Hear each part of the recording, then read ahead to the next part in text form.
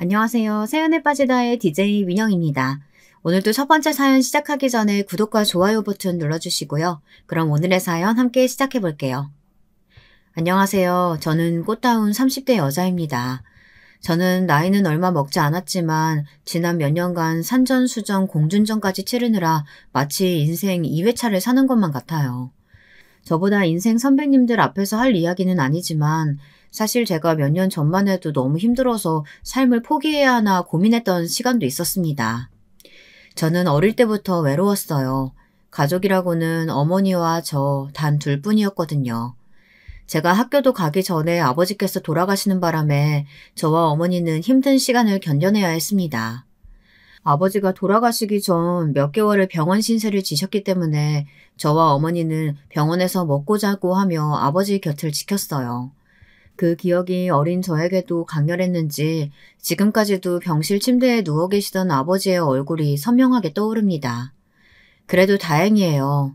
어릴 때 부모님이 돌아가시면 얼굴이 잘 떠오르지 않아 속상하다는 사람들도 많은데 저는 그래도 돌아가시기 전까지 병원에서 같이 먹고 같이 자며 보낸 시간이 모두 다 추억으로 남아있거든요.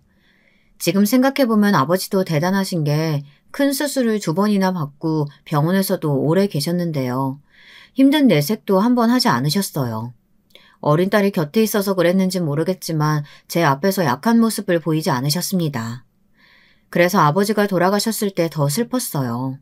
아버지는 절대 저와 어머니 곁을 떠나지 않을 줄 알았는데 그렇게 허망하게 돌아가실 줄은 몰랐거든요. 아버지가 돌아가시고 어머니는 더 힘든 시간을 견뎌야 했습니다. 저를 학교에 보내고 곧바로 시장에 나가 장사를 하셨어요. 처음엔 점포도 없어서 작은 리어카에서 김밥을 싸고 커피를 타서 시장 사람들에게 파는 일을 하셨어요. 제가 학교에 다녀올 시간이 되면 밥을 챙겨주시고 다른 동네 식당에 일하러 나갔습니다. 자물쇠 밖에서 엄마가 잠그고 다녀올 거니까 밖에서 누가 문 열어보라고 두드려도 절대 안에 있는 내색하면 안 돼. 무슨 일 있으면 엄마 일하는 식당으로 바로 전화하고. 알았지? 지금은 상상할 수도 없을 정도로 작고 낡은 집에서 엄마와 제가 살았습니다. 아버지가 병원에 계시면서 원래 살던 집을 팔아 모두 다 병원비로 써버렸거든요. 집이 얼마나 좁은지 집 안에 화장실도 없었어요. 집 밖으로 나가 공동 화장실을 사용해야 하는데 어머니가 일어나 나가시면 제가 혼자 갈 수 없으니 어머니는 항상 방 안에 요강을 두고 나가셨습니다.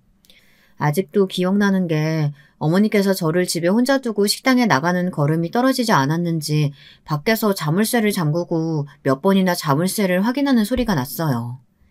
지금도 그 마음이 어땠을지 생각하면 눈물이 왈칵합니다. 어머니는 식당에서 일하고 돌아와도 다음날 팔 김밥 재료를 손질하시고 새벽이 되어서야 잠드셨어요. 제가 아무리 낡고 허름한 집에 살고 혼자 있는 시간이 무섭고 외로워도 어머니에게 투정조차 부릴 수 없었던 게 어머니가 제 앞에서 한 번도 힘든 내색을 안 하셨어요. 아침이면 벌떡 일어나 제 밥을 차려주시고 학교에서 행여나 친구들한테 아버지 없는 애라고 놀림이라도 받을까봐 옷이며 운동화도 항상 깨끗한 새 것으로 사주셨어요. 그런 부모님 밑에서 자라서인지 저도 언제나 씩씩하고 밝게 보이려고 노력했습니다.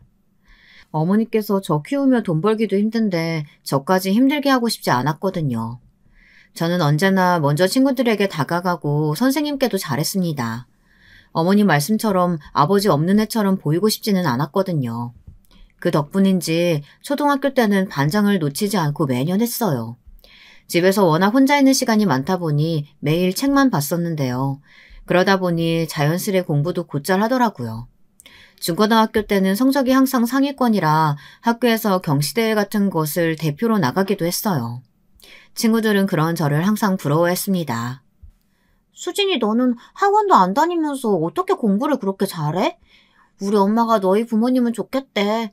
돈 한 푼 투자 안 하는데도 알아서 척척 잘한다고. 친구들뿐이 아니라 친구들의 부모님들마저도 저를 대견해했어요. 초등학교 때부터 고등학교를 졸업할 때까지 학원 한 번 다니지 않았었는데요. 저는 항상 전교 1, 2등을 놓치지 않았으니까요. 처음부터 그랬던 건 아니지만 언젠가부터 저는 아버지가 안 계시다는 이야기를 굳이 먼저 하지 않았습니다. 집이 가난하다는 이야기도 하지 않았습니다. 집에 친구들도 잘 데려가지 않았어요.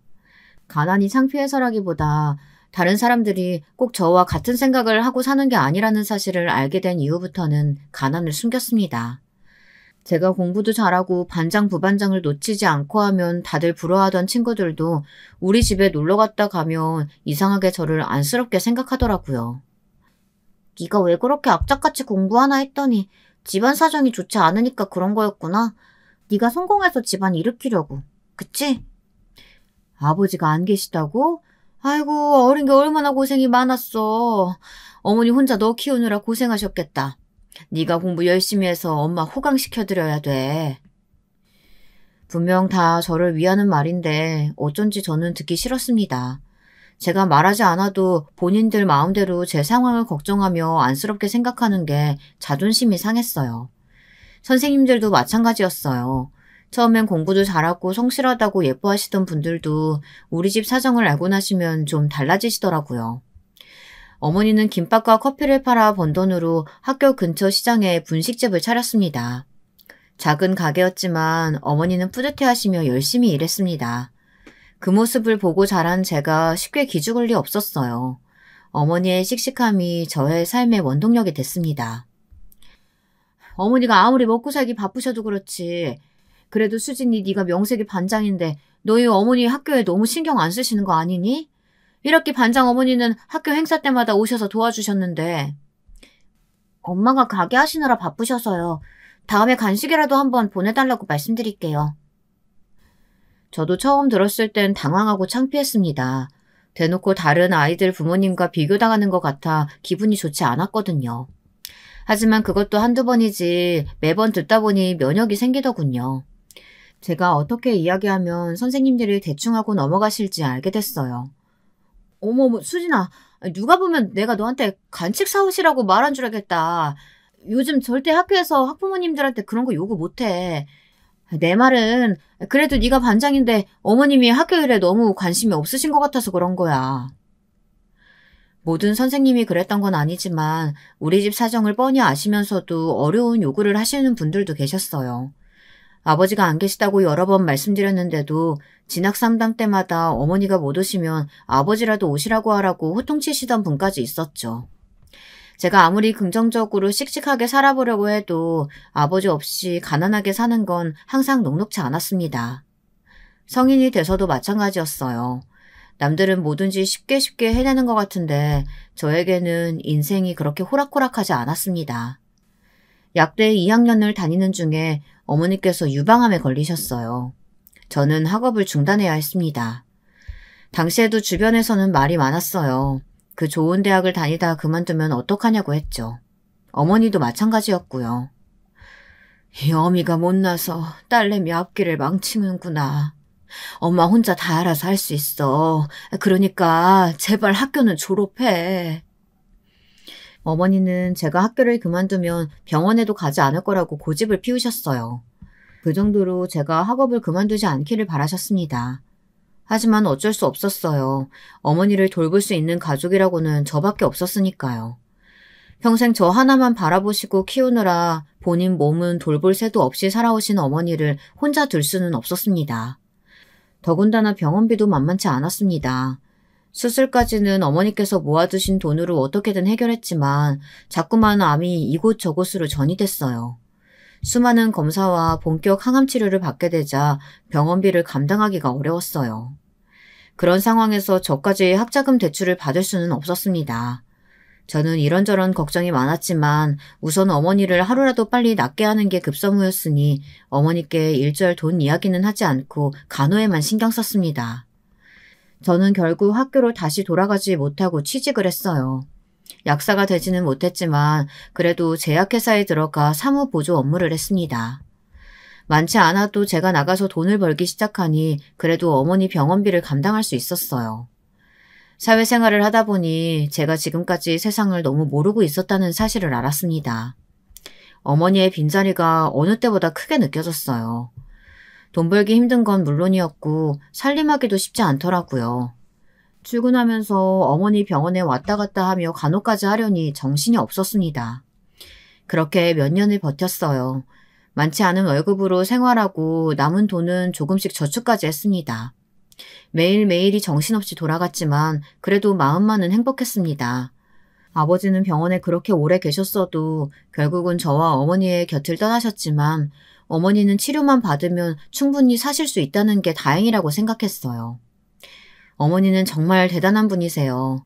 병이 완치가 되자마자 곧바로 또 가게에 나가셨습니다. 어머니 사정을 아신 건물 주인분이 어머니가 병원에 계신 동안 월세를 일절 받지 않아서 곧바로 가게를 다시 시작할 수 있었어요. 그때 처음 알았습니다. 세상에 저와 어머니 둘뿐만은 아니라는 걸요. 그 전까지는 항상 이 세상에 어머니와 저뿐이라고 생각했거든요. 어머니도 완치되고 집안 상황도 조금씩 나아지니 저도 연애도 하게 되고 결혼 생각도 들더라고요. 사실 그 전까지는 저에게 관심을 보이는 사람이 있어도 전혀 마음이 움직이지를 않았어요. 처음엔 다 좋다고 하다가도 우리 집 사정을 알게 되면 마음이 달라질 거라는 마음이 항상 있었거든요. 그러다 남자친구를 만났어요. 남자친구는 직장에서 알게 된 사람이었는데 약사 자격증이 있는 제약회사 연구원이었어요. 처음에 남자친구가 저에게 호감을 보였을 때 저는 남자친구를 멀리했습니다. 저와 남자친구는 조건이 맞지 않는다고 생각했거든요. 저도 약대를 다니기는 했지만 졸업을 하지 못했기 때문에 엄연히 고졸이었고 회사에서도 말단 직원이었어요. 남편은 연구원이었고요. 거기다가 저는 집안 사정도 넉넉지 않았어요. 어머니 병원비를 내느라 집도 이사해 당신은 투룸 월세를 살고 있었거든요. 남자친구는 제 사정을 다 듣고도 상관없다고 했습니다. 남자친구는 저를 행복하게 해줄 자신이 있다고 했어요. 하지만 그 마음은 오래가지 않았습니다. 저도 처음엔 남자친구를 믿었어요. 워낙 제 앞에서 자신 있게 말했거든요. 그런데 처음 남자친구네 집에 인사를 갔을 때 알았습니다. 남편은 정말 저와 결혼해서 행복하게 살 생각만 있었지 자신의 부모님이 어떤 분인지는 생각지도 않았던 거죠. 대부분 남자들이 그럴 거예요. 세상 시어머니들이 다 시집살이를 시켜도 자신의 어머니는 절대 그러지 않을 거라는 이상한 착각 속에 살죠. 제 남자친구가 딱 그랬습니다. 남자친구는 제가 인사 가기 전까지 부모님께 저에 대한 정보를 일절 이야기하지 않았더라고요. 그래서 제가 처음 인사 갔을 때 얼마나 당황했는지 몰라요. 남자친구의 부모님께서 제가 자리에 앉자마자 어느 대학을 나왔는지부터 물어보시더라고요. 저는 순간 당황했지만 그래도 어른들 입장에서는 당연히 궁금해하실 것 같아 차분하게 대답했습니다. 그런데 제가 대학을 졸업하지 못했다고 말하자 남자친구의 부모님께서는 난색을 하시더군요. 요즘같이 개나 소나 다 대학 가기 쉬운 세상에 도대체 무슨 깡으로 대학도 졸업 못했어? 그래도 용케 취직이 됐네. 엄마, 무슨 말을 그렇게 해. 수진이가 졸업 못했어도 나랑 같은 약대 출신이야. 약대 출신은 무슨? 졸업도 하고 자격증도 따야 약대 출신이라고 할 수 있는 거지. 어쨌든 고졸이라는 소리 아니야. 지금까지 고졸 사원으로 살면서 대학을 졸업하지 못한 일에 대해 주변에서도 무수히 많은 이야기를 들었지만 남자친구의 부모님을 만났던 바로 그날이 저에게도 가장 당황스러웠던 날인 것 같아요. 제가 무슨 큰 잘못이라도 저지른 것처럼 구신이 할 말이 없더군요. 하지만 저는 무슨 말이라도 해야 할 것 같아 애써 분위기를 맞춰보려 노력했습니다. 당시에 어머니께서 유방암으로 투병 생활을 하고 계셔서 제가 간호를 해야 했어요. 그래서 학교도 졸업 못했습니다. 저는 사실대로 말씀드렸습니다. 그러자 질문은 꼬리에 꼬리를 물고 이어지더군요. 아버지랑 다른 형제들은 뭘 하고 대학생 딸내미가 엄마 간호를 해? 준수 씨가 저에 대해 전혀 이야기를 안 했나 봐요. 저희 아버지 어릴 때 일찍 돌아가셨어요. 형제도 없어서 어머니랑 저 둘뿐이에요. 뭐? 홀어머니랑 단둘이 산다고? 거기다가 유방암? 어머머머, 암이면 무조건 유전되는 거잖아. 엄마, 그게 무슨 소리야. 물론 암은 유전될 확률이 많지만 그렇다고 100% 걸리는 건 아니야. 매년 건강검진하고 잘 관리하면 돼. 이야기는 제가 예상하지 못한 방향으로 흘러갔습니다. 저도 남자친구의 부모님께서 제가 고졸이라는 것과 홀어머니의 외동딸이라는 것까지 마음에 안 들어 하시는 것 정도는 어느 정도 이해할 수 있었습니다. 그런데 어머니의 투병 사실까지 들먹이시며 이야기하시는데 정말 손이 다 떨리더군요. 그날 저는 마음이 상해서 집에 돌아왔어요. 그리고 그날 저녁 남자친구에게 연락이 왔는데 부모님께서 저를 며느리감으로 마음에 들지 않는다고 하셨답니다. 저도 예상했던 일이지만 막상 직접 들으니 상처가 되더군요. 드디어 사랑하는 사람을 만나 행복한 가정을 만들고 살 꿈에 불풀어 있었는데 시작부터 무너지니 아무리 긍정적으로 생각하려고 해도 마음이 잡히질 않더군요. 남자친구는 어떻게든 부모님 마음을 돌리겠다고 했지만 저는 기분이 좋지 않았습니다. 저에게 워낙 잘하고 저희 집 사정까지 다 이해해주는 남자친구에게는 고마웠지만 이미 저에 대한 마음이 좋지 않으신 남자친구 부모님께서 남자친구가 결혼하겠다고 우긴다고 그 마음이 달라지실까 싶었습니다. 더군다나 진심도 아닌데 억지로 저를 받아주신다고 그 결혼 생활이 행복할 수 있을까 걱정도 됐고요. 남자친구의 부모님을 만나고 나서 저는 결혼을 망설일 수밖에 없었습니다. 제가 남자친구와의 결혼을 망설이고 있다는 걸 안 남자친구가 성급하게 굴었어요. 저와 절대 헤어질 수 없다며 결혼을 밀어붙였습니다.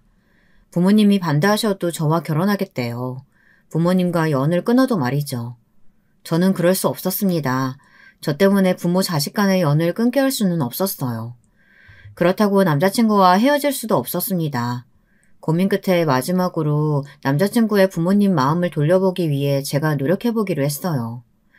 눈에 보이는 조건들이야 마음에 안 드실 수 있죠. 저에 대해 다 아시는 게 아니니까요. 제가 어떤 사람인지 차차 아시다 보면 마음이 달라지실 수 있을 거라고 기대했습니다. 저는 남자친구의 부모님 눈에 들기 위해 최선을 다했습니다. 우선 결혼 이야기는 접어두고 남자친구의 부모님과 친해지는 데 힘썼어요. 남자친구도 함께 노력했지만 생각처럼 쉽지만은 않았습니다. 한 번은 이런 적도 있었어요. 남자친구의 어머님 생신이 다가온다고 해서 회사 근처 맛집을 예약했어요. 남자친구에게 듣기로는 어머니께서 해산물을 워낙 좋아하신다고 하더라고요. 저는 점심시간에 백화점까지 들러 선물까지 샀습니다. 어머니께서 좋아하신다는 브랜드까지 미리 알아내 새로 나온 신상 지갑을 샀어요. 저로서는 여러모로 무리한 거지만 자주 있는 일도 아니고 생신이시니 이 정도는 할 수 있다 생각하고 기쁜 마음으로 준비했습니다. 그런데 모두 다 제 마음 같지는 않더군요.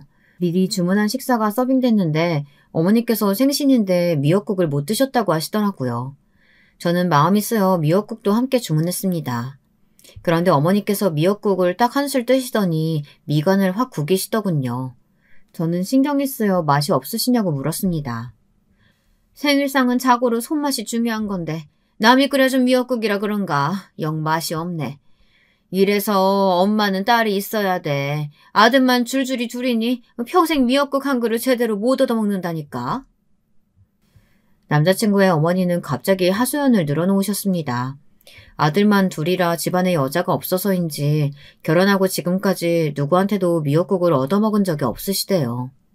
저도 속으로는 그게 왜 아들만 있어서인가 남편한테 끓여달라고 하면 되지라는 생각을 했지만 그렇게 말할 수는 없었습니다. 오히려 이 상황을 기회로 만들어야겠다 싶었어요. 저는 남자친구의 어머니에게 점수를 따기 위해 입 바른 소리를 좀 했습니다. 자기는 어머님 미역국도 한 번 안 끓여드리고 뭐했어. 어머님, 앞으로 어머님 미역국은 제가 매년 끓여드릴게요. 걱정하지 마세요. 어머, 그래? 수진이가 생각보다 살갑고 센스도 있구나. 식당도 미리미리 예약해놓고 선물도 내가 좋아하는 브랜드라 너무 마음에 들어. 다행히 어머니께서 식당도 선물도 마음에 들어 하셨어요. 엄마에게도 잘 떨지 않는 애교를 남자친구의 어머니에게 하려니 영 민망했지만 그래도 어머니와 한결 친해진 것 같아 기분이 좋았습니다. 그런데 그때 남자친구의 아버님께서 들고 있던 수저를 탁 소리가 나게 세게 내려놓으시더군요. 생일이 뭐가 됐으라고 계속 미역국 타령이야? 며느리가 시어머니 미역국만 끓여주면 다 되는 거야? 으이구 저여폈네. 자기가 약사 아들만 들었다고 무조건 약국 차려줄 수 있는 처가에 장가 보낸다고 하더니만 그까지 미역국에 홀라당 넘어가는 거 봐라. 가까워졌다고 생각한 건 순전히 제 착각이었습니다. 남자친구 아버님께서는 제 앞에서 당신은 약국을 차려줄 수 있는 며느리를 원한다고 대놓고 말씀하셨습니다. 저는 눈물이 왈칵했지만 애써 꾹 참았습니다. 어쩌겠어요. 남자친구 부모님의 마음에 들기 위해 노력하기로 한 이상 이 정도는 꾹 참아야죠. 하지만 남자친구 부모님 마음에 들기란 약대에 합격하는 것보다 훨씬 더 힘들었습니다. 어느 날이었어요. 퇴근하고 집에 가는데 남자친구 어머니에게 연락이 왔습니다. 어머니께서 저에게 먼저 전화한 것은 처음이라 저는 아무것도 모르고 마냥 너무 기뻤습니다. 그런데 전화를 거신 이유가 생각지도 못한 이유였어요. 수진이, 너 주말에 할 일 없지? 이번 주말에 우리 집에서 김장하는데 와서 좀 도울래? 어머니, 김장 직접 하세요? 와, 대단하세요. 당연히 제가 가서 도와야죠. 아침 일찍 갈게요. 지금 생각해보면 제가 참 철이 없었습니다. 김장하러 오라는 말이 뭐가 좋다고 그렇게 좋아했나 모르겠어요. 하지만 그때까지만 해도 저는 남자친구 어머님께서 저를 이미 며느리로 생각하시니까 김장날 부르신 거라고 생각했어요. 그러지 않고서야 뭐하러 직접 전화까지 해서 저를 부르실까 싶었거든요. 제가 남자친구 집으로 김장을 하러 간다고 하자 남자친구는 걱정이 이만저만이 아니었습니다. 본인은 일이 많아 출근해서 도와주지 못하는데 괜히 혼자 와서 고생하는 거 아니냐고요. 저는 오히려 좋다고 했어요.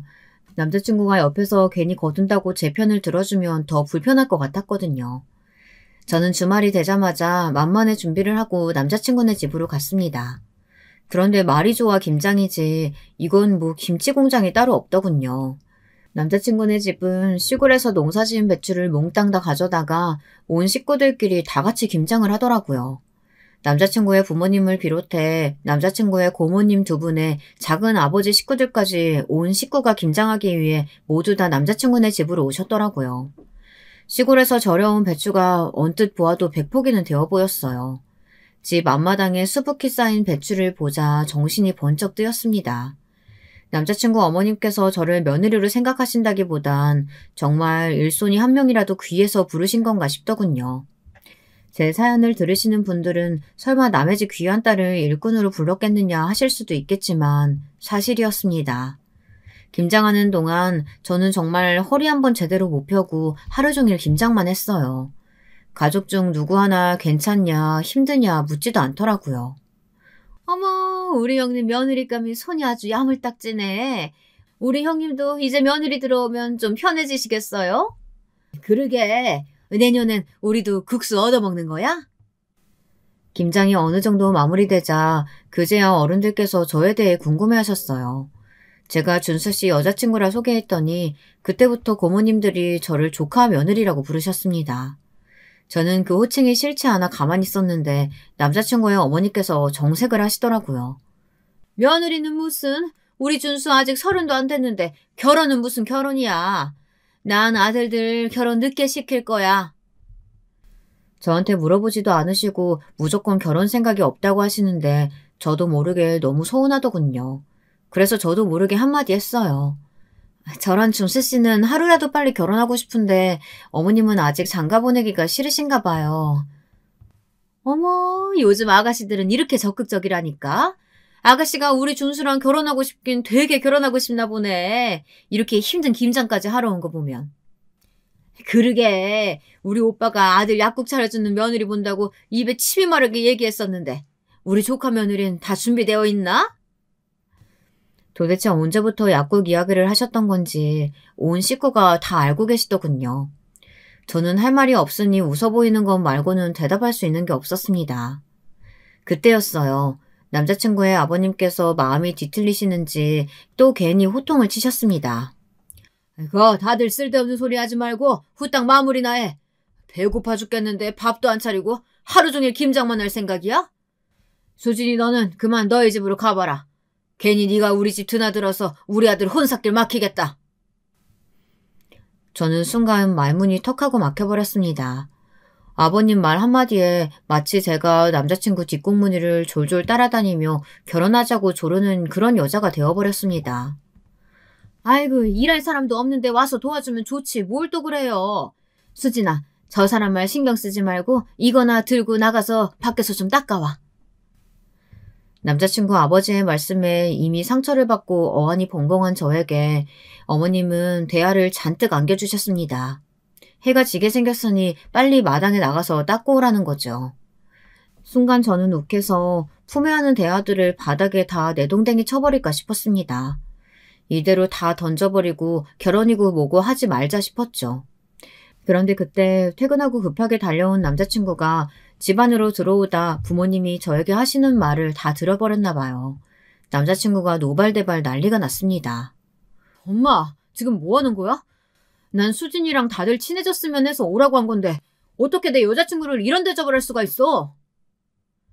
저는 남자친구의 말은 아예 들리지도 않았어요. 이미 남자친구의 부모님이 저에게 하신 말로 받은 충격이 가시질 않았거든요. 그날 일로 남자친구가 화가 많이 났는지 부모님 앞에서 선전포고를 하고 말았습니다. 남자친구는 무슨 일이 있어도 저와 결혼하겠다고 했어요. 부모님이 반대하셔도요.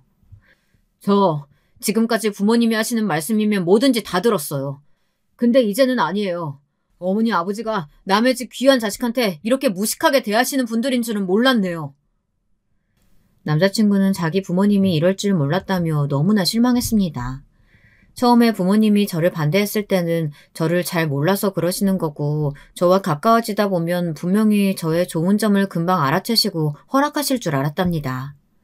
그런데 이렇게 사람 조건만 가지고 무턱대고 무시하며 반대하실 줄은 몰랐대요. 그날 이후 저는 더 곤란해졌습니다. 남자친구는 불도저처럼 결혼을 밀어붙였어요. 부모님과도 사이가 틀어졌고요. 그때까지만 해도 남자친구는 부모님 댁에 함께 살고 있었는데 집을 나와 아예 독립하겠다고 난리였습니다. 저는 당연히 남자친구가 부모님께 화가 난 마음을 보여주려고 괜히 하는 소린 줄 알았는데 남자친구는 진심이었어요. 저와 함께 살 집을 구하겠다며 적극적으로 집을 알아보더니 정말로 집을 나와 이사했어요. 저는 아무리 그래도 그렇게 하는 건 아니라고 남자친구를 말렸지만 남자친구의 생각은 확고했습니다. 자신의 부모님이 저에게 제대로 사과하실 때까지 부모님을 용서하지 않겠다고요.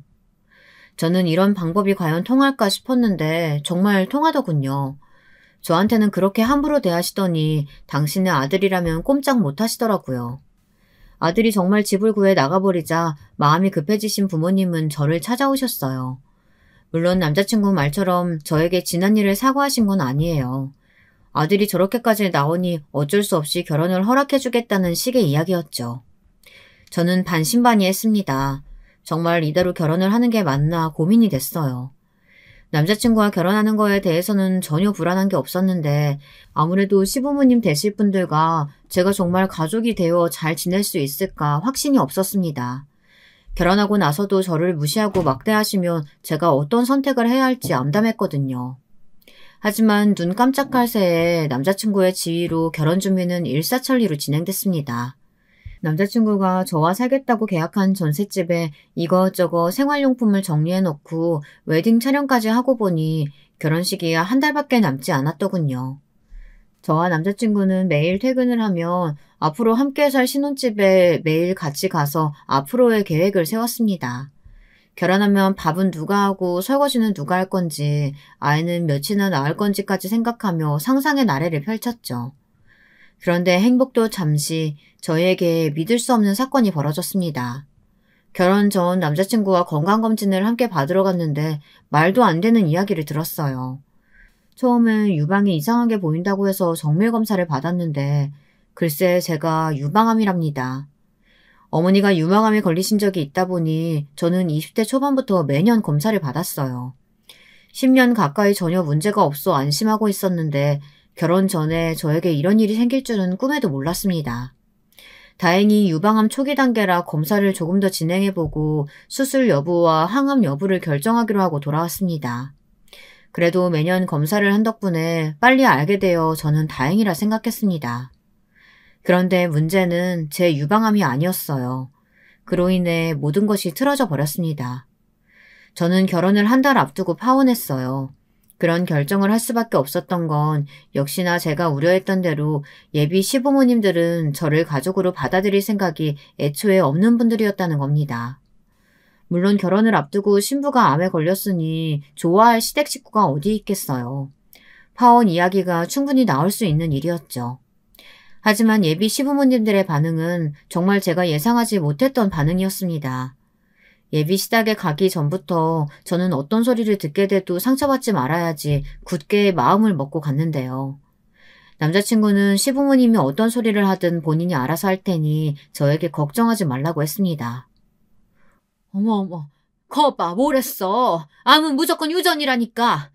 아휴, 그래도 얼마나 다행이니. 결혼 전에 알아서. 이게 다 우리가 열심히 제사 지낸 덕이다. 이건 누가 봐도 조상님이 우리 집안 살려주신 거야.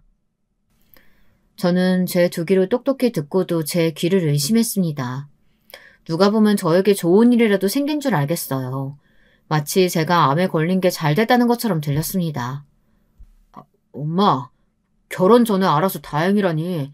수진이 유방암 걸렸다고 설마 우리 결혼 못하게 하려고 이러는 거야? 얘는 당연한 소리라고 있어. 당연히 결혼은 못하지. 천만 다행으로 결혼식 전에 알았으니 얼마나 다행이야. 지금 당장 파혼해. 내가 말했었죠. 무슨 일이 있어도 수진이랑 꼭 결혼할 거라고. 난 원래 결혼 날짜에 결혼식 올리고 수진이랑 같이 병원 다니면서 치료할 거니까 말도 안 되는 소리 하지 말아요. 남자친구는 완강했습니다.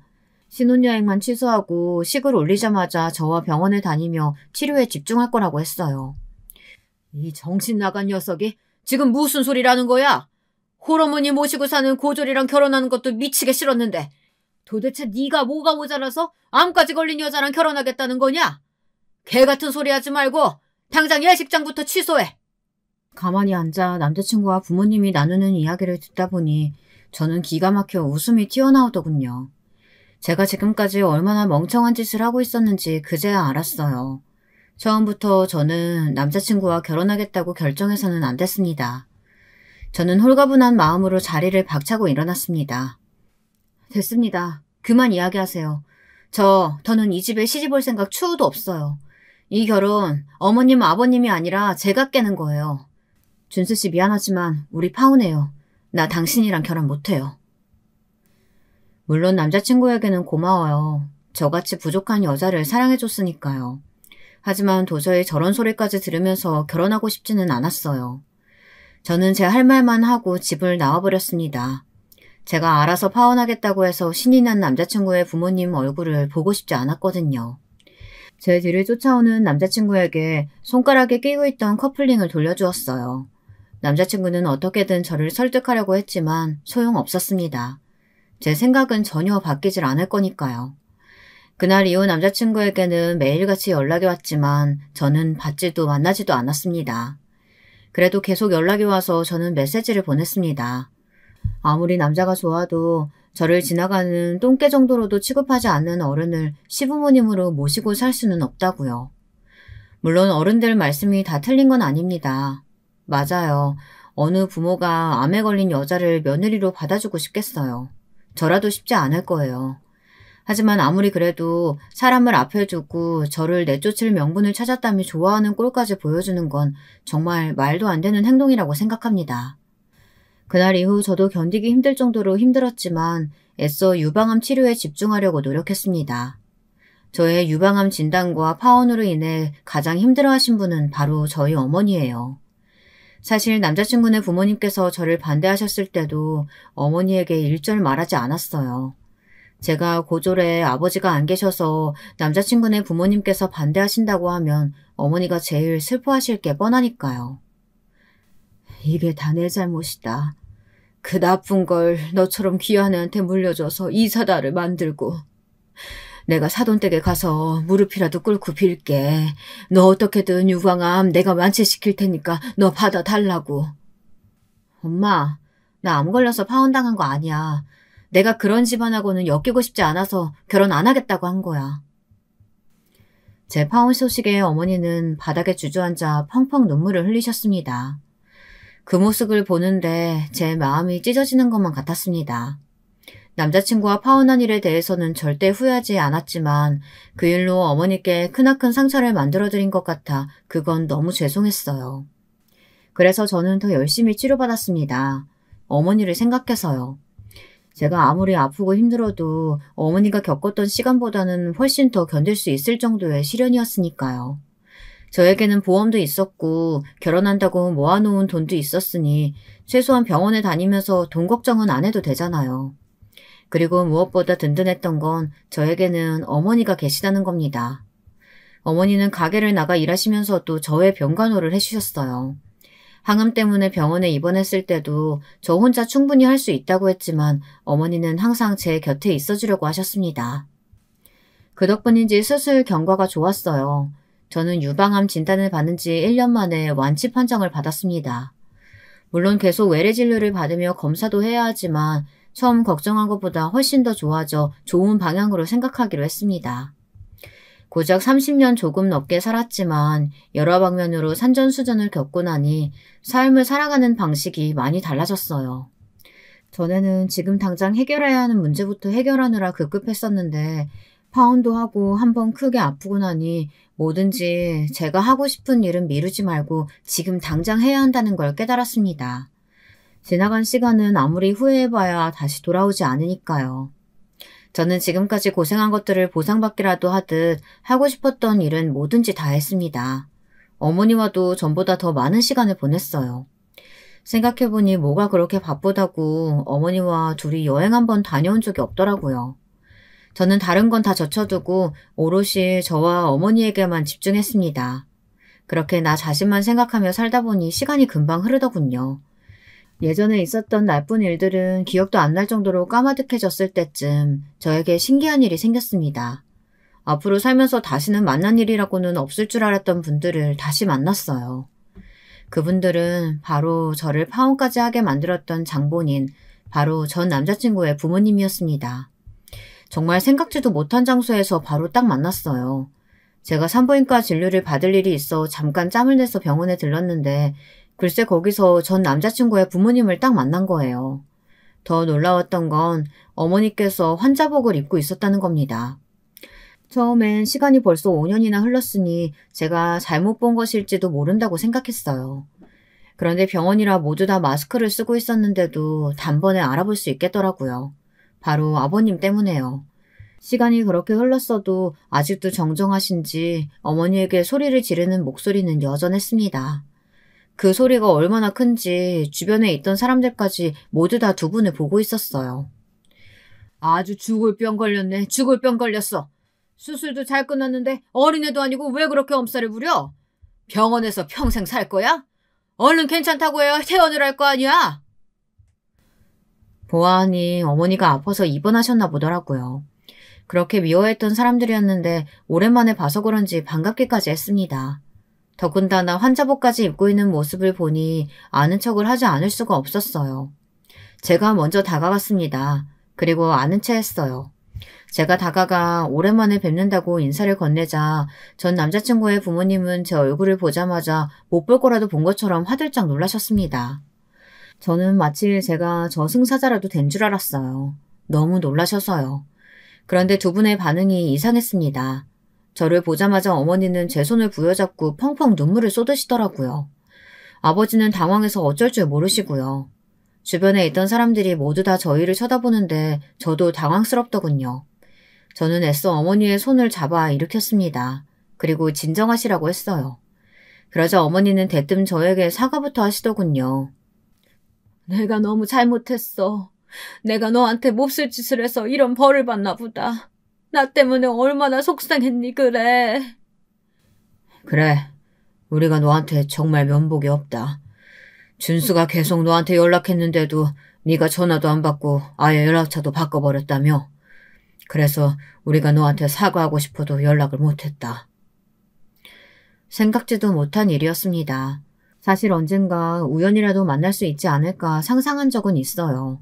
만약 만나게 되더라도 두 분에게 사과를 받을 수 있을 거라고는 생각도 못했습니다. 당신의 귀한 아들이 사과하라고 했을 때도 절대 하지 않았으니까요. 그런데 두 분께서 제게 이러시는 이유가 있었습니다.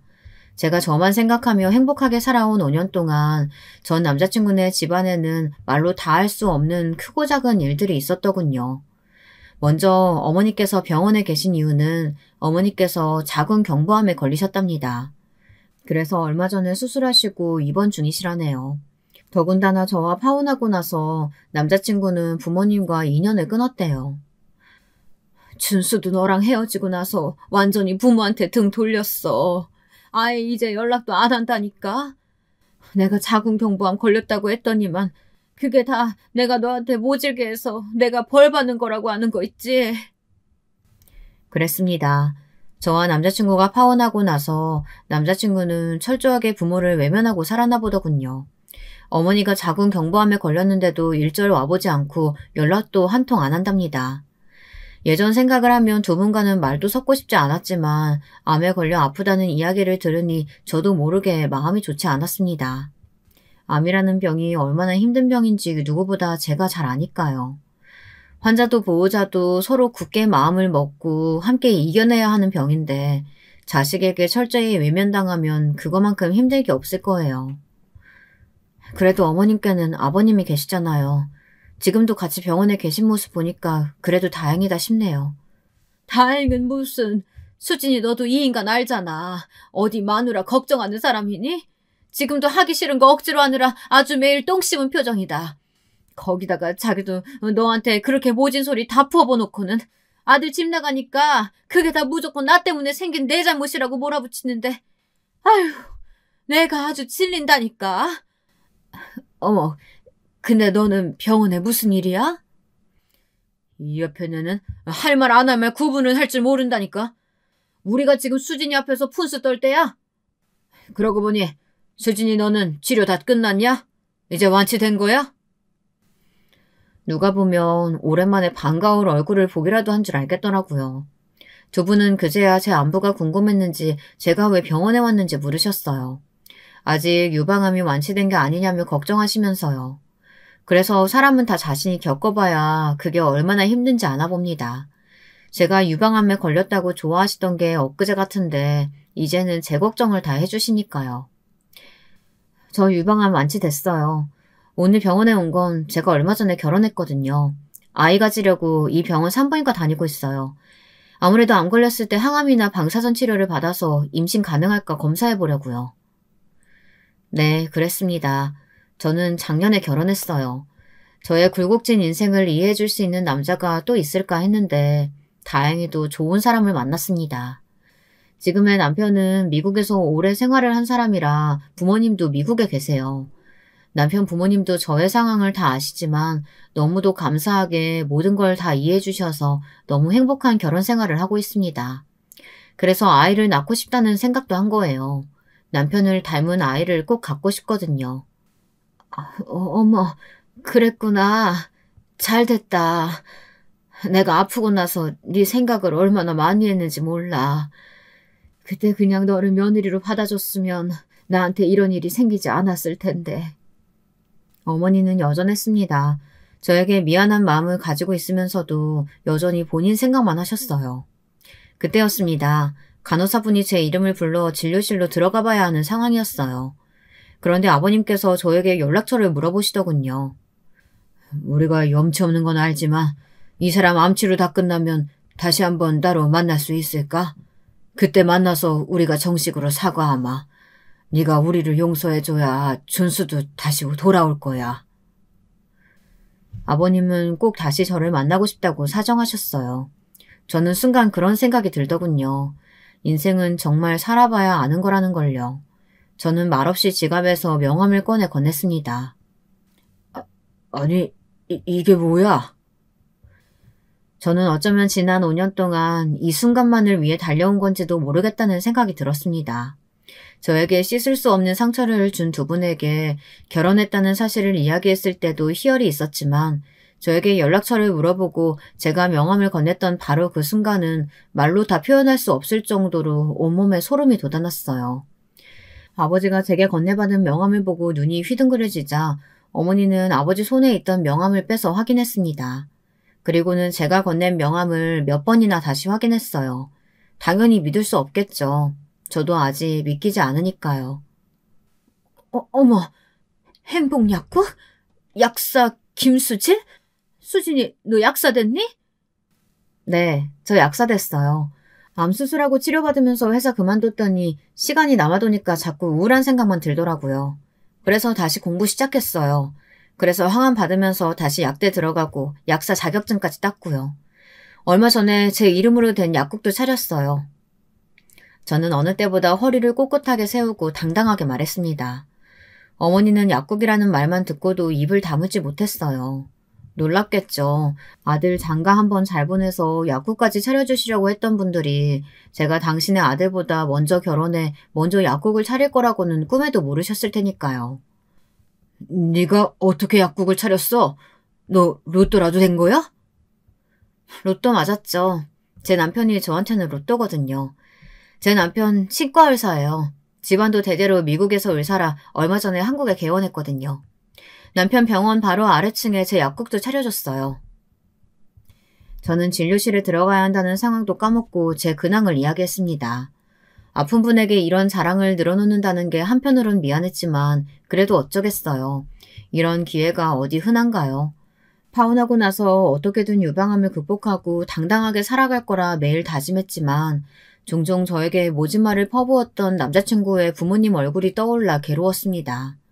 그럴 때마다 다시 만나면 달라진 나의 모습으로 복수해줘야지 마음만 먹었었는데 정말 제가 해낼 줄은 몰랐습니다. 제 명함을 보고 어쩔 줄 몰라 하는 두 분의 얼굴을 저희 어머니에게도 보여줄 수만 있다면 꼭 보여드리고 싶었습니다. 절실히 자신의 잘못을 깨닫고 후회하는 모습을 말이죠. 그날 이후 저에게 신기한 일이 하나 더 생겼어요. 유방암 치료를 하며 먹었던 항생제 부작용으로 몇 년째 먹던 위장약이 있었습니다. 안 먹으면 속이 쓰려서 잠도 못 잘 정도였죠. 그런데 그 약을 딱 끊게 됐어요. 아무래도 가슴 깊숙이 박혀 있었던 서러움을 해소한 게 도움이 됐던 것 같습니다.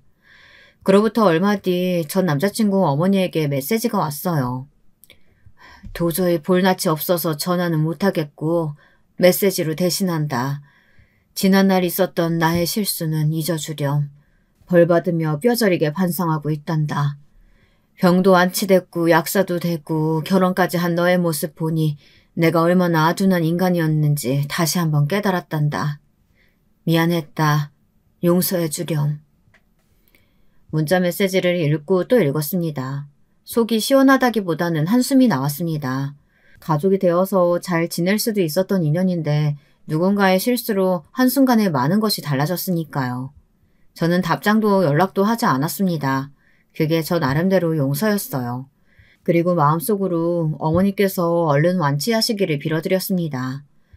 저는 다시 한번 인생이라는 게 참 별나고 살만하다는 걸 깨달았어요. 의도치 않게 다른 방법으로 복수하게 됐지만 그래도 파혼을 하게 된 일로 악착같이 병도 이겨내고 꿈에 그리던 약사도 되었으니 저에게는 꼭 나쁜 일만은 아니라고 생각하기로 했어요. 지금까지 저의 긴긴 이야기 들어주셔서 감사합니다. 병도 이겨내고 새로운 삶을 사는 저를 보시고 여러분들에게도 힘든 일이 있으시다면 모두 다 극복하시길 기도하겠습니다.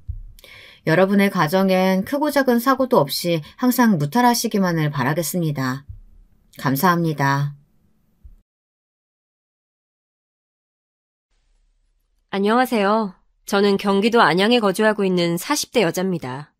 매번 재밌게 듣다가 주변에서 저도 제보하라고 부추겨서 제보하게 됐습니다. 결혼하신 여성분들은 아실 텐데 사실 결혼하고 모이면 하는 말이 다 시댁 얘기잖아요.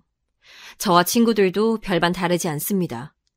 만날 때마다 또 오늘은 어떤 시댁이 일을 저질렀을까 기대하며 만날 지경이랍니다.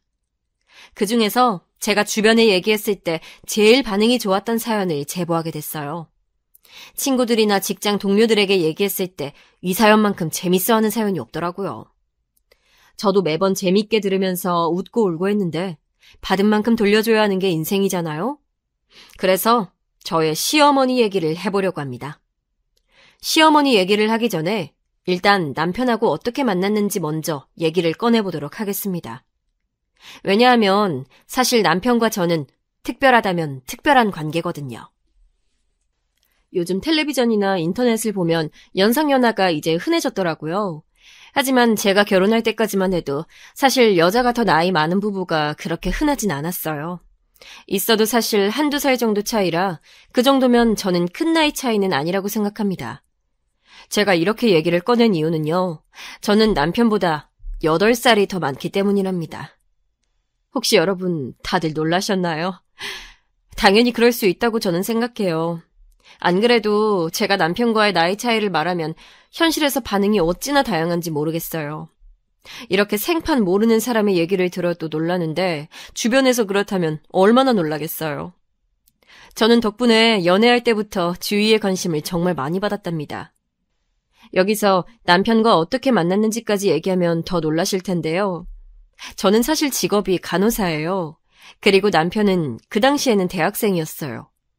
제가 대학병원에 입사해서 3년째 일하고 있었는데 그때 저는 응급실에서 일하고 있었습니다.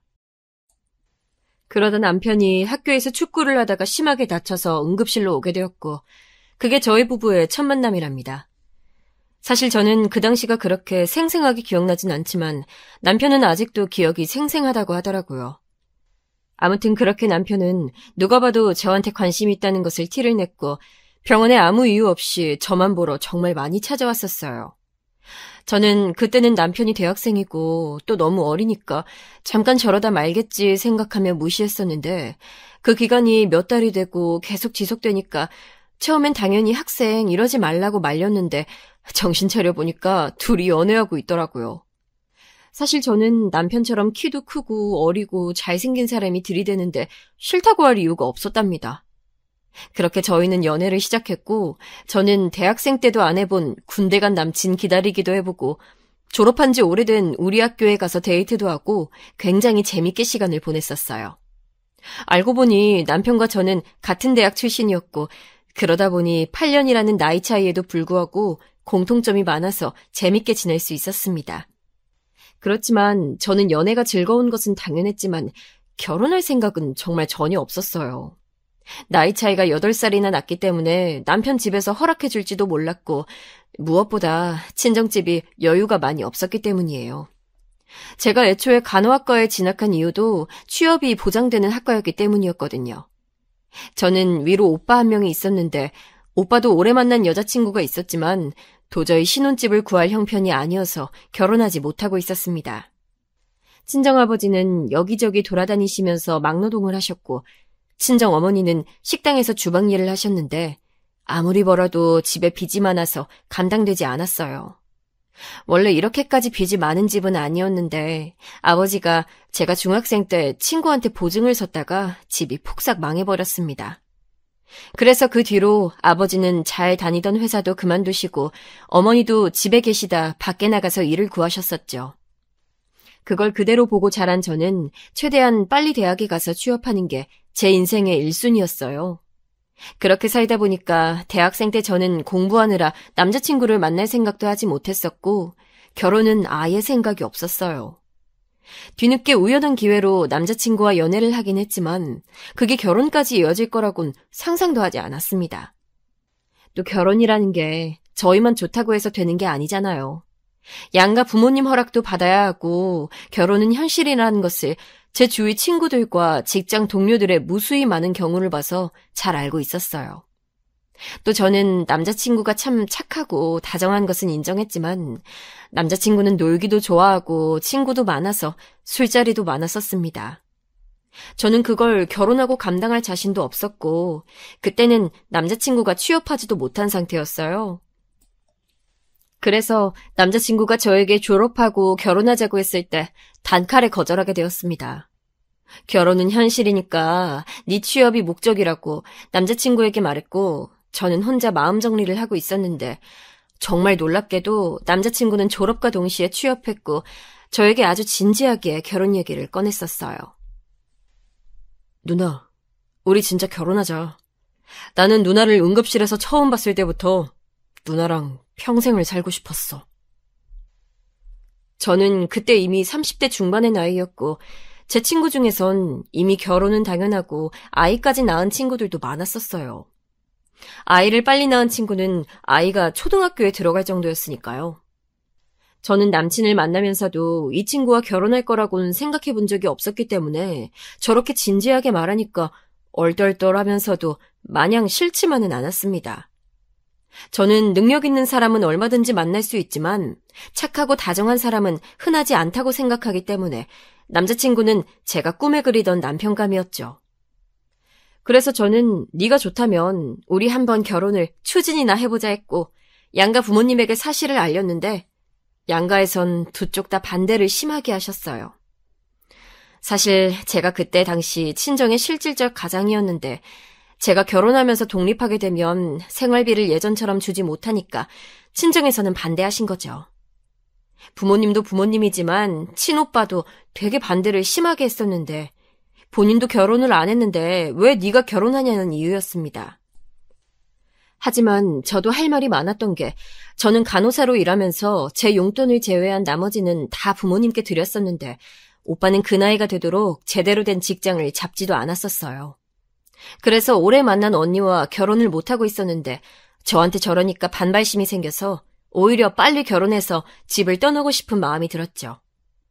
부모님도 저에게 제가 결혼 얘기를 꺼내자 그럼 앞으로 생활비는 어떡하냐고 말씀하셨고 저는 그런 소리를 들을수록 빨리 결혼해서 집을 탈출하고 싶은 마음이 생겼습니다. 사실 그래서 우리 친정집에서는 남편이 저보다 8살이 어리고 말고는 아무 문제가 되지 않았어요. 그렇게 우리 부모님은 반대하셨고 남편 부모님은 아무래도 제 나이 때문에 아주 심하게 반대를 하셨죠. 오죽하면 저에게 따로 전화해서 제발 아들을 놔달라고 어머님이 우실 정도였어요. 그리고 남편에겐 누나 한 명이 있었는데 저보다 5살이 어려요. 그 시누이도 저에게 전화해서 양심이 있으면 저보고 남편을 놔달라고 말하더라고요. 사실 남편 가족들의 입장이 전혀 이해가 가지 않는 것은 아니었습니다.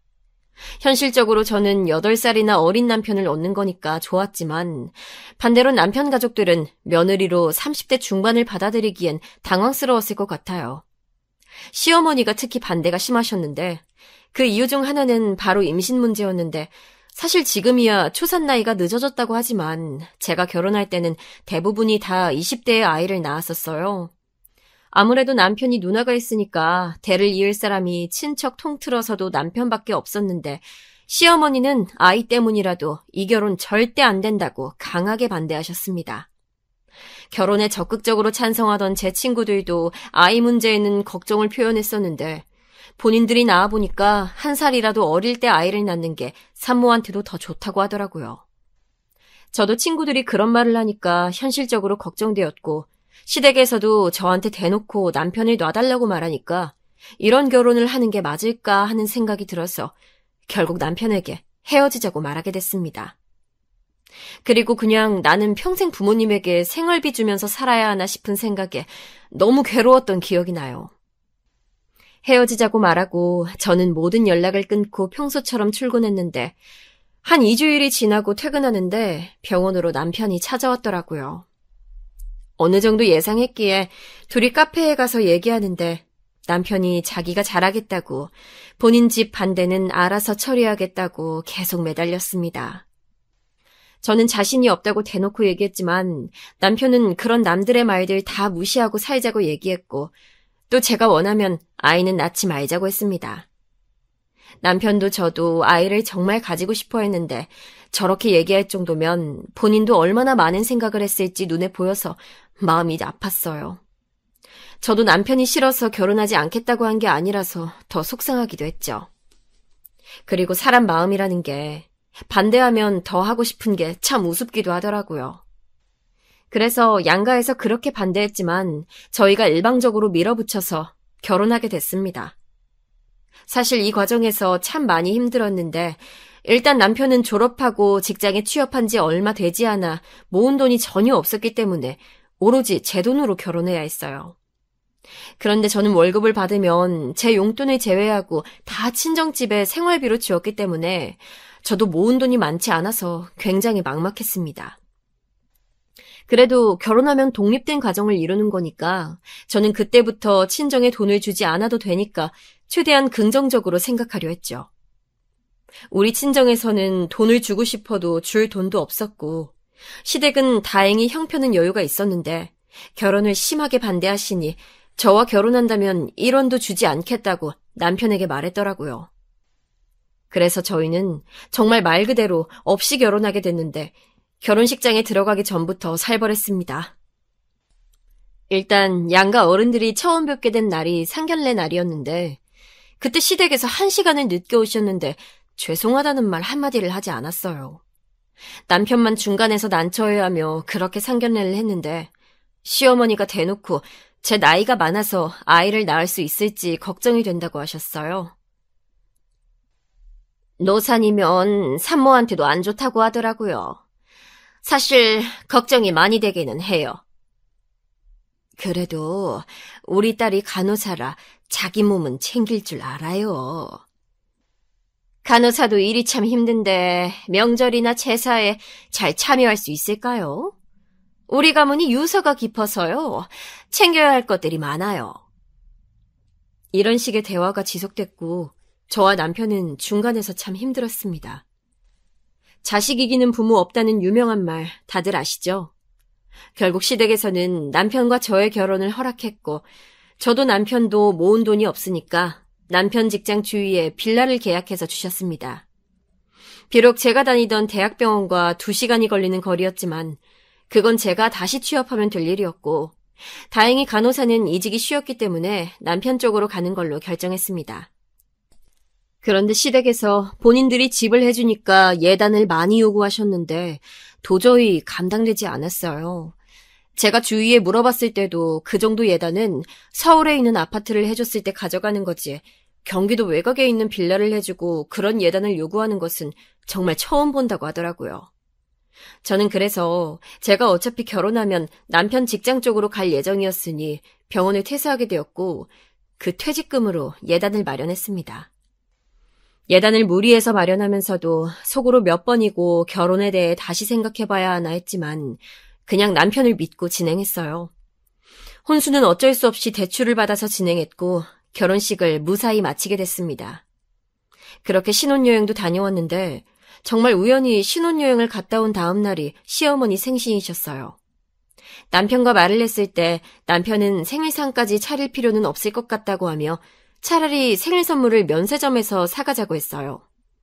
그래서 입국하고 시댁으로 가서 인사드리면서 선물을 건넸는데 옆에 있던 신우가 저에게 말했어요. 동서, 내일 엄마 생일상은 동서 집에서 하는 걸로 해요. 처음 생일이니까 신경 좀 써줘요. 이걸 다 같이 있는 자리에서 저러니까 굉장히 당황스러웠어요.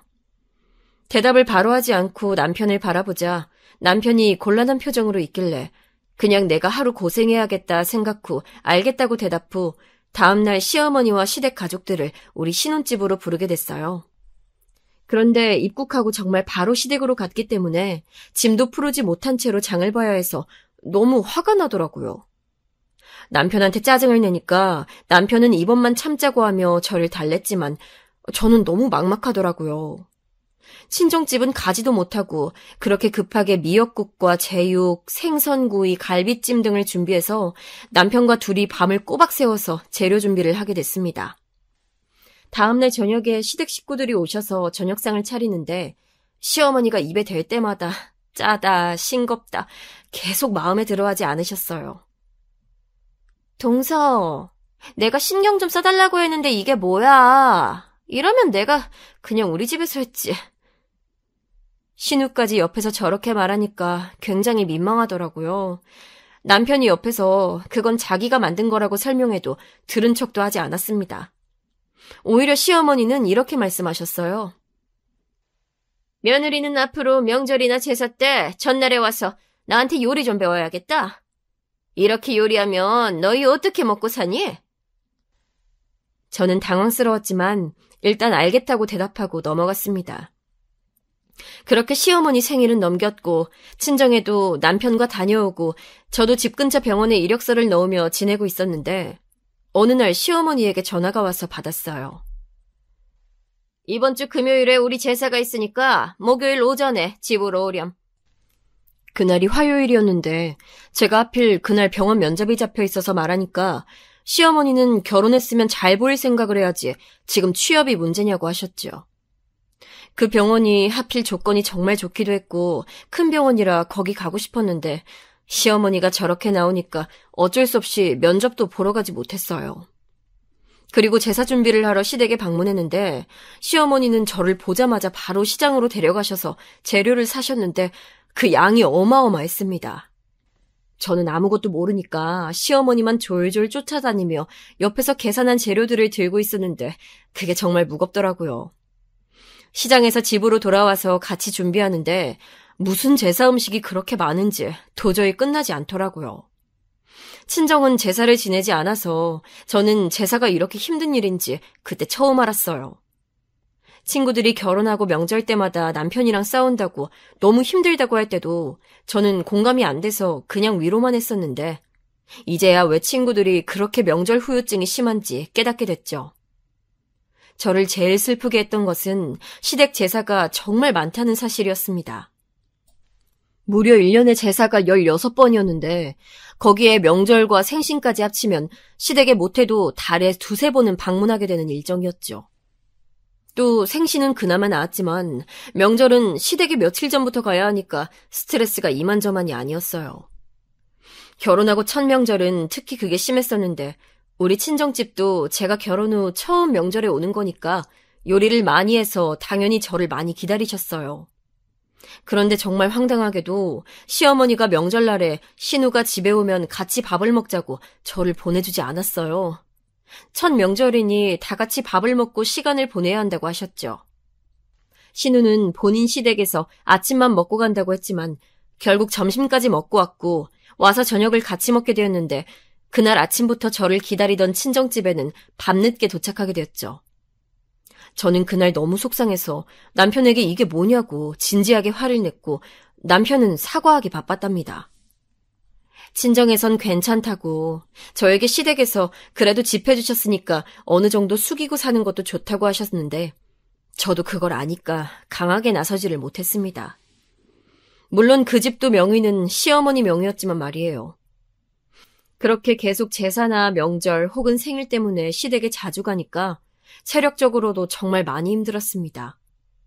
우리 신혼집과 시댁은 버스와 지하철을 환승을 3번을 해서 가야 했고 시간도 왕복 4시간이나 걸렸기 때문에 한번 왔다 갔다 하면 너무 힘들었어요. 차라리 한 번에 쭉 가는 버스가 있으면 좋았겠지만 우리 집이 외곽 쪽에 있어서 마을버스를 타고 내려서 지하철을 타고 또 내려서 버스를 타고 이런 식으로 가야 했기 때문에 정말 지치고 힘들더라고요. 안 그래도 시댁에 가서 종일 노동하느라 힘든데 시간도 너무 오래 걸리니까 체력적으로도 정신적으로도 굉장히 힘들었습니다. 남편과 같이 가면 차를 타고 가니까 괜찮았지만 보통 전날에 미리 가서 준비하는 것은 혼자 갔기 때문에 저 혼자 가야 했어요. 이런 식으로 시댁에 일주일에 한 번은 가야 했기 때문에 제 취업은 자연스럽게 하지 못하고 있었습니다.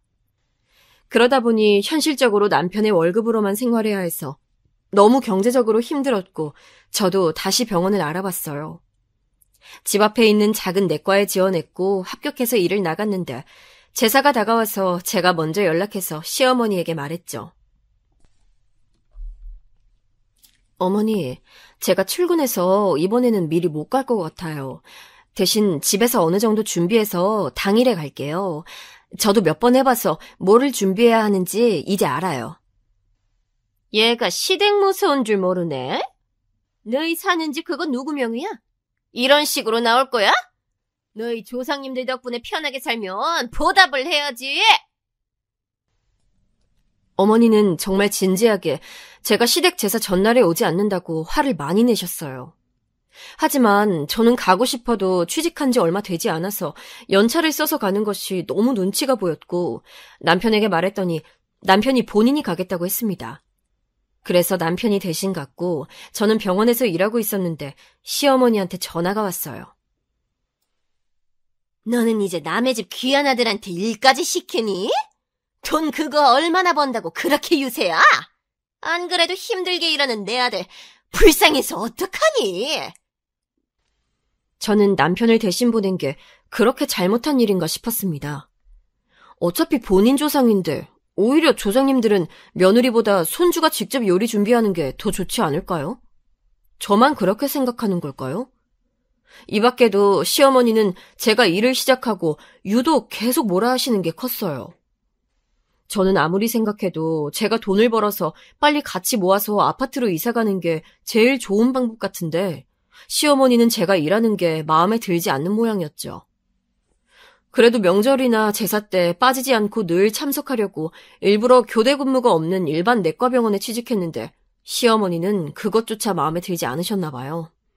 제가 취업하고 시댁에 가면 늘 저에게 이렇게 말씀하셨어요. 우리 아들 밥은 제대로 챙겨주고 있니? 우리 아들이 아침밥은 꼭 먹어야 하는데 너 출근한다고 안 챙기고 그러면 안 된다. 알겠니?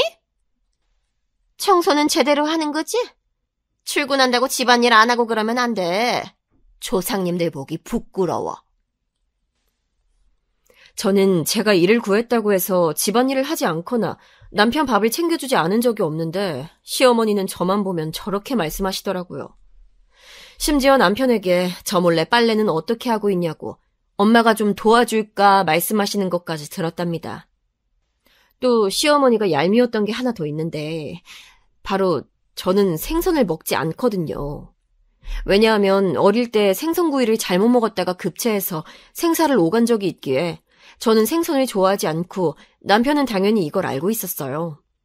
어느 날 남편이 시댁에서 고등어 구이를 보고 제가 못 먹는 거라고 다른 음식을 포장해서 온다고 하니까 시어머니가 정말 정색하시더라고요. 알레르기도 아니고 먹으면 먹는 거지. 다 차려놓은 밥상에 밥맛 떨어지게 뭐 하는 거냐고 큰 소리를 내시길래 저도 눈치가 보여 남편에게 됐다고 말하고 다른 반찬이랑 먹으면 된다고 시어머니에게 말했습니다. 그런데 시어머니는 그게 뭐가 그렇게 기분이 나빴던 건지 고등어 말고 다른 반찬을 내놓지도 않으셨어요. 저는 다른 것도 아니고 먹는 것으로 저렇게 나오시니까 너무 서글퍼서 저도 모르게 눈물을 흘렸는데 분위기를 망친다고 시어머니는 더 역정을 내셨고 남편은 시어머니에게 왜 그러냐고 소리 지르고 시누는 남편에게 왜 엄마한테 소리를 지르냐고 하고 정말 난리가 아니었습니다. 이 사건이 있던 후로 저도 사람이니까 속상해서 신혼 초처럼 시어머니에게 안부 전화를 하거나 일이 없어도 찾아뵙는 행동은 하지 않았는데 시어머니는 왜 요즘 연락이 없냐고 오히려 저를 혼내셨어요. 그러면서 혹시 고등어 때문이냐고 화를 내시면서 그깟 생선이 뭐라고 시댁을 우습게 하냐고 8살이나 많으면 철이 들어야지 남편 무서운 줄 모른다고 하시더라고요. 저는 제가 생선을 못 먹는 거랑 남편 무서운 줄 모르는 게 무슨 상관인지 이해가 가지 않았지만 너무 역정을 내시길래 그냥 일단 죄송하다고 사과를 했지만 정말 이건 아직도 이해가 가지 않았습니다. 그런데 제가 이때 너무 신경을 많이 썼는지 머리가 너무 아프고 또 몸이 좋지 않아서 내과에 방문했었는데 의사 선생님께서 조심스럽게 저에게 산부인과를 가보라고 하시더라고요. 혹시나 하고 방문했는데 산부인과 의사 선생님께서 제가 임신을 했다고 말씀하셨어요. 저는 너무 놀라서 남편에게 바로 전화해서 상황을 알리고 친정엄마에게도 사실을 알렸습니다. 그리고 남편과 다시 가서 검진했는데 정말 임신이 맞다 하셨어요. 저와 남편은 생각지도 못한 아이가 생기니까 너무 기뻐서 얼마나 둘이 부둥켜 안고 울었는지 모르겠습니다. 계속 얘기했듯 저는 남편보다 8살이나 많았기 때문에 아이 생각은 잠시 접어두고 있었고 그것 때문에 시어머니가 저를 그렇게 괴롭히셨는데 아이가 생기니까 이제 잘 지낼 수 있지 않을까 생각도 들고 정말 기뻤습니다. 시어머니는 제가 임신했다는 사실을 알리자 정말 놀라셨지만 그렇다고 제사나 명절에 안 부르진 않으셨어요. 시아버지도 감정 표현이 그렇게 다양하신 분은 아니었는데 제가 아이를 가지니까 눈에 띄게 많이 좋아하시는 걸 보고 저도 뿌듯한 마음이 들었습니다. 시어머니는 제가 임신하고 시아버지도 그렇고 남편도 저를 더 챙기니까 그게 또 싫었는지 평소와 똑같이 일을 시켰는데 남편이 그러지 말라고 하니까 또 삐지셨더라고요. 그렇게 되면 집안 분위기가 안 좋아지니까 저는 그냥 제가 조금 더 고생하면 되니까 말리고 예전과 같이 일하고는 했었습니다. 친정에서도 제가 아이를 가질지는 전혀 예상하지 못했었기 때문에 저에게 없는 살림에 소고기도 보내주시고 전복구이도 해주시고 어디서 들었는지 비타민이나 영양제를 사서 가지고 오셔서 저한테 선물로 주셨어요. 그렇게 양가에서 온갖 집중을 받으며 저도 갑자기 온 행운에 기분이 좋아 태교를 열심히 하고 있었는데 정말 저에게 왜 이런 일이 생겼는지 모르겠지만 저는 유산을 하게 되었습니다. 저는 임신하고도 계속 일을 하고 있었는데 그날은 눈이 정말 많이 오는 한겨울이었어요. 집에서 나가기 전부터 오늘 조심해야겠다 생각했는데 아니나 다를까 출근하다가 병원 바로 앞에서 발을 헛디뎌서 크게 넘어지게 됐죠. 넘어지면서도 이렇게 넘어지면 여파가 크겠다 생각이 들 정도로 심하게 넘어졌는데 정말 떼굴떼굴 굴러서 머리부터 발끝까지 오한이 올 정도로 정신을 잃고 크게 다치게 되었습니다. 다행히 지나가던 행인분들이 도와주셔서 응급실로 갔다고 들었는데 저는 눈을 떠보니까 병원이었고 이미 아이는 잃은 후였습니다. 이때의 충격은 정말 지금 떠오르는 것조차 힘들 정도로 큰 충격이었고 저는 한동안 너무 슬퍼서 종일 울면서 지냈던 기억이 납니다. 친정 부모님께선 제가 크게 다치지 않은 게 정말 다행이라고 하셨지만 저는 너무 속상해서 남편을 끌어안고 엉엉 울며 지냈었는데 시어머니가 저한테 하신 말씀이 아직도 기억이 나요. 노산이라 다시 아이 가지기 힘들 텐데 어떡하니? 아우 그러게 왜 일을 한다고 해서 이 사단을 만들어? 아유 몸 관리 잘하는 것도 중요한데 이게 뭐니? 저는 이 말을 듣고 너무 속상해서 남편에게 결혼하고 가장 크게 화를 내었고 남편도 시어머니에게 그렇게 말할 거면 말 자체를 하지 말라고 소리를 질렀습니다. 하지만 저는 이 사건으로 인해서 시어머니에게 잘 보일 필요가 없구나라고 깨닫게 되었고 그 뒤로는 필요한 일이 아니라면 절대 먼저 연락하지 않게 되었습니다. 물론 몸 관리도 중요하지만 제가 넘어지고 싶어서 넘어진 게 아니잖아요. 그리고 저한테 직장의 의미는 돈을 버는 수단을 넘어서 자아 실현에 대한 것도 있었는데 시어머니는 제 직업에 대해 전혀 존중해주지 않으셔서 속상했던 것도 있었어요. 저는 힘들게 간호학과에 가서 간호사로 일하면서 자부심이 넘쳤는데 시어머니는 제가 마음에 들지 않아서였는지 항상 제가 일한다는 것 그 자체를 좋아하지 않으셨거든요. 병원에서 일하면 위험하지 않냐고, 임신하기 힘들 것 같다고, 그만두라고 계속 그러셨지만 저는 소중한 제 직업을 그만두고 싶지 않았기 때문에 한 귀로 듣고 흘렸고 시어머니는 그게 마음에 안 드셨나 봐요. 아무튼 그렇게 유산을 하고 저는 한동안 너무 힘들어서 남편에게 정말 많은 의지를 하게 됐어요.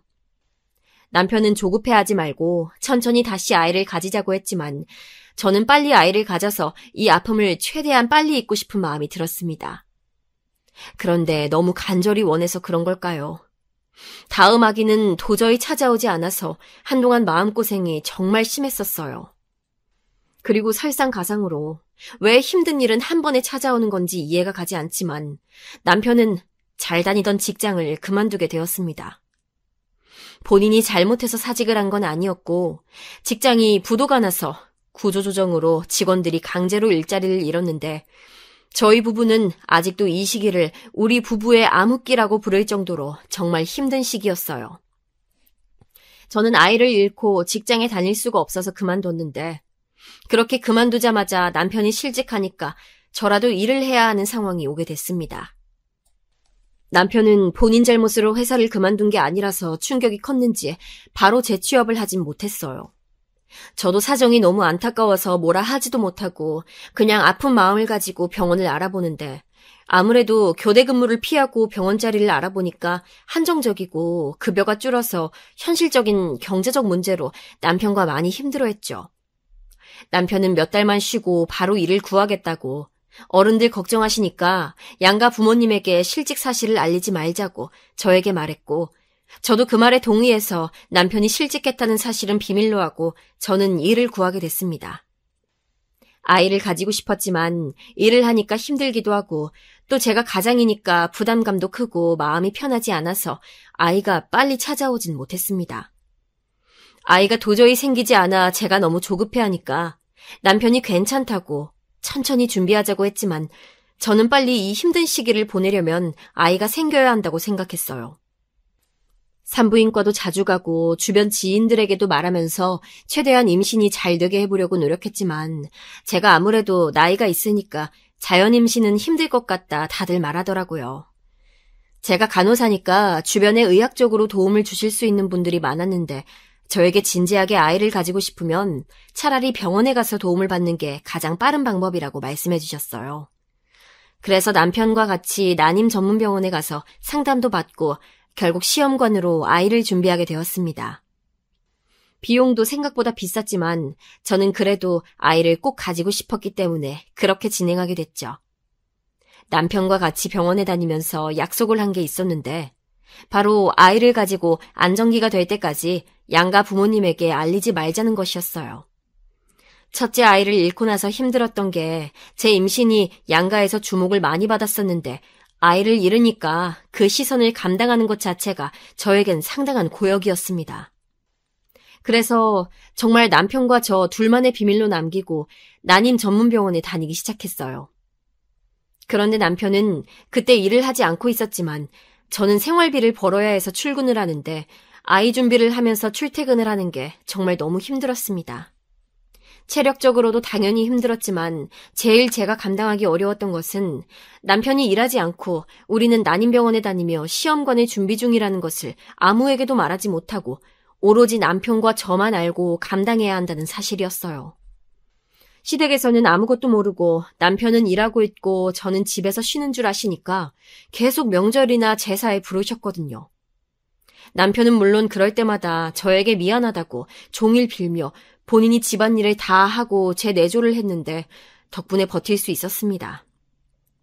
아이러니하게도 우리 부부의 암흑기였지만 오히려 사이가 좋아지는 계기가 되기도 했어요.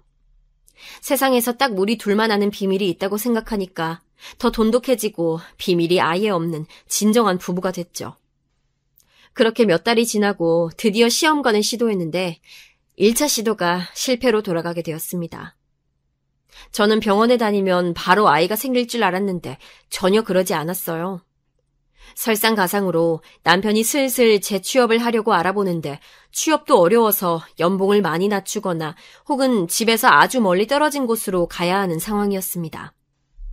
저는 그래서 남편에게 너무 부담 가지지 말라고 하며 재취업을 늦게 해도 된다고 안심시켰지만 사실 속으로 많이 불안했던 게 사실입니다.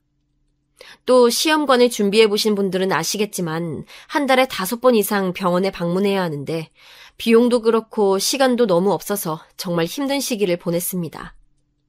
그래서 남편에게 심적으로 많이 의지했었죠. 그렇게 몇 달이 더 지나고 시험관을 다시 시도했는데 이번에는 정말 다행히 아이가 생기게 됐어요. 그것도 쌍둥이로 2번째 아이들이 저에게 찾아오게 됐습니다. 정말 저는 제대로 성공했다는 말을 듣고 너무 기뻐서 아직도 그날이 몇 월 며칠인지 정확하게 기억이 나요. 남편과 저는 초기에는 양가에 알리지 않기로 다짐했기 때문에 비밀로 했는데 저는 첫 번째 아이를 유산했던 기억 때문에 노심초사하며 태교를 했었습니다. 제가 시험관으로 임신하고 부작용이 조금 왔었는데 병원에서는 나이도 있으니까 직장을 그만두고 태교에 전념하는 게 좋다고 말씀하셨어요.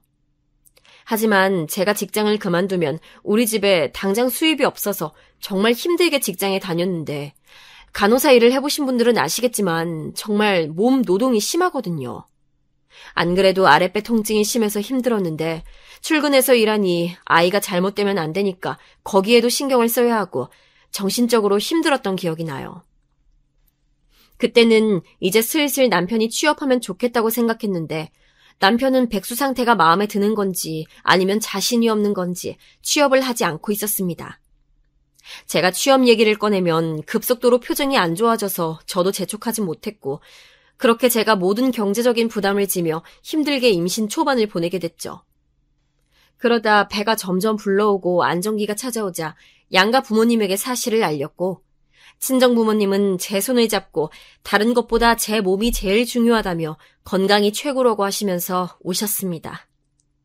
시아버지도 이번엔 아이를 잃으면 안 된다고 저에게 몸 건강 챙겨야 한다고 하시면서 병원에 직접 가셔서 비싼 한약까지 지어주셨죠.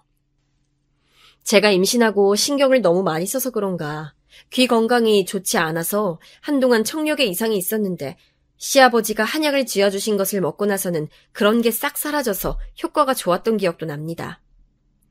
아무튼 시어머니도 제가 임신했다고 하니까 이번엔 태교를 잘 하려고 하셨고 저도 이번 아이들은 꼭 지키고 싶어서 최대한 스트레스를 받지 않으려고 노력했습니다. 제가 임신했다는 사실은 양가에 알렸지만 남편이 실직했다는 사실은 알리지 않았었는데 그래서 그런가 시어머니는 제사에 저를 계속 부르셨습니다. 몇 번 남편을 통해 거절하고 저도 몸이 힘들어서 안 되겠다고 거절했는데 처음에는 알겠다고 하시더니 나중에는 저에게 남들 다 아는데 왜 저만 유난이냐는 식으로 말씀하셨어요. 저는 그래도 제 건강이 먼저고 제 몸이 먼저니까 최대한 무시하려고 했지만 시어머니가 재산은 그렇다 쳐도 김장은 꼭 오라고 말씀하셨습니다. 어차피 그때는 만삭이었고 안정기가 지났기 때문에 괜찮다고 하셨어요. 그리고 제가 시험관 부작용으로 살이 많이 쪘었는데 안 그래도 그것 때문에 속상한데 저보고 움직여야 아이들한테도 좋고 제 살도 빠진다고 꼭 김장에 오라고 하셨죠. 저는 당연히 가고 싶지 않았는데 남편이 다른 것은 몰라도 김치는 시어머니 김치를 정말 좋아하기 때문에 어쩔 수 없이 김장에 가게 됐습니다. 남편을 대신 보내고 싶었지만 시댁에선 남편이 백수 생활을 1년 넘게 하고 있다는 것을 전혀 알지 못하니까 제가 가게 되는 상황이 발생하게 됐죠. 그런데 제가 한 명도 아니고 2명이나 배에 들어있는데 주변에 혹시 쌍둥이를 임신했던 분이 계신가요, 여러분? 쌍둥이 만삭은 정말 숨 쉬는 것조차 힘들어서 겨우 몸을 유지하는 것도 힘들거든요. 그런데 그 몸을 이끌고 시댁에 김장하러 가니까 제 처지가 너무 서럽더라고요. 또 시댁까지 거리는 어찌나 먼지, 대중교통을 이용하면 가다가 출산이라도 할 것 같은 기분이 들었어요. 그래서 택시를 불러서 시댁에 가게 됐는데 운명의 장난일까요? 제가 택시에서 내리는 것을 집 앞에서 시어머니가 목격하게 됐습니다. 그러더니 저에게 택시를 탔다고 난리를 치기 시작하셨어요. 내 아들이 힘들게 일해서 번 돈을 감히 이런 데 써? 미쳤니? 안 그래도 통통한데 몸을 움직여야 살이 빠지지. 이렇게 택시 타고 다니니까 네가 살이 찌는 거 아니야. 저번에 안 좋은 일 있었으면 알아서 조심해야지. 저는 제가 택시 탄 게 그렇게 잘못한 건지 이해가 가지 않아 일단 진정시키려고 했는데 시어머니는 뭐가 그렇게 기분이 나쁜지 길거리 한복판에서 저에게 온갖 육두문자를 쓰며 소리를 지르셨습니다. 저는 그때 정말 신혼 때부터 당해왔던 저에 대한 무시와 온갖 서러움이 파도처럼 한 번에 몰려와서 저도 모르게 크게 소리를 지르게 됐습니다. 네 잘난 아들 1년 동안 백수야. 택시 탄 돈? 이거 내가 뼈 빠지게 일해서 벌은 내 돈이야. 뭐라고? 백수라고? 이게 무슨 소리니? 네 아들 회사 망해서 일 안 한 지 지금 1년 넘었어. 그리고 네가 뭔데 나한테 이렇게 욕해? 언제는 내가 나이 많아서 임신 못한다고 난리치더니 막상 임신하니까 챙겨주지는 못할 망정 뭐? 너 미쳤어? 이게 실행 무서운 줄 모르고 뭐 하는 거야? 내가 그러라고 너한테 집해줬어? 없는 살림 나아지게 해줬더니 어디서 큰 소리야? 아 됐어. 그럼 이혼해. 나 너 때문에 이혼할 거야. 애는 알아서 내가 키운다. 도저히 나도 이렇게는 못 살아. 저는 제가 그렇게 남한테 화를 내본 적이 없었는데 한번 얘기 물꼬가 터지니까 입에서 술술 나오더라고요. 그러면서 바로 남편한테 전화해서 네 엄마 때문에 도저히 못 살겠다고. 너 1년 동안 백수 생활했던 거 내가 출근해서 다 걷어줬더니 돌아오는 건 이런 대접이냐고 화를 냈고 남편은 부랴부랴 시댁에 왔습니다. 저는 물론 남편과 이혼하고 싶은 생각은 전혀 없었지만 시댁과 인연을 끊을 생각은 많았기 때문에 굽히지 않고 시어머니에게 계속 말했고 시어머니는 급기야 길바닥에 앉아서 신세한탄을 하기 시작했습니다. 남편이 도착하자 저는 이혼하자고 소리를 질렀고 그걸 본 시어머니는 당장 이혼하라며 난리를 치셨어요. 지나가는 사람들이 다 쳐다봤지만 그걸 신경 쓸 겨를조차 없었습니다. 남편이 시아버지를 불러서 저희를 겨우 달래서 집으로 데려갔는데 저는 당연히 시어머니에게 사과할 마음이 없었고 시어머니도 화가 단단히 나셨는지 저에게 미안하단 말을 절대 하지 않으셨죠.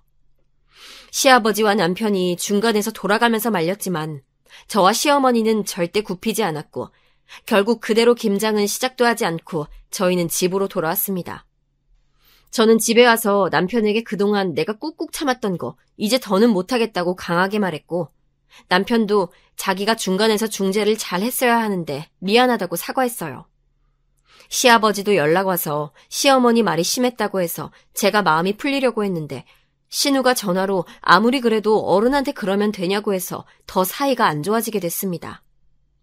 와중에 시어머니는 당장 자기 집에서 나가라고 빌라에 찾아와서 난리치셨고 저는 결국 친정으로 들어가게 됐죠. 친정에 어느 정도 상황을 얘기하면서 이혼할 수도 있다고 하니까 친정 부모님은 그렇게 하라고 하시며 제 몸이 우선이라고 마음 편하게 출산 준비를 하라고 하셨습니다. 그렇게 저는 시어머니와의 연락을 차단하고 남편하고만 연락하며 출산 준비를 하고 무사히 쌍둥이를 낳게 됐어요. 쌍둥이는 아들 쌍둥이였고 이란성이었는데 정말 신기하게도 남편과 제 얼굴이 한 명씩 있었습니다. 이런 게 바로 생명의 신비인가 봐요. 저는 아이를 낳고 조리원에 있었는데 시어머니는 저와 싸웠지만 본인 손주들은 또 보고 싶었는지 병원에 찾아왔더라고요. 물론 제 병실에는 오지도 않으셨지만요. 저는 조리원에서 나와서 친정집으로 가서 있었는데 시어머니는 쌍둥이들을 보고 싶었는지 남편에게 계속 연락해서 사진과 동영상을 보내달라 하셨더라고요. 그러면서 본인이 언제 보러 가냐고 하길래 제가 이혼하라면서 무슨 아이를 보러 오냐고 했더니 그때는 아무 말도 못하는 모습을 보고 정말 통쾌했습니다.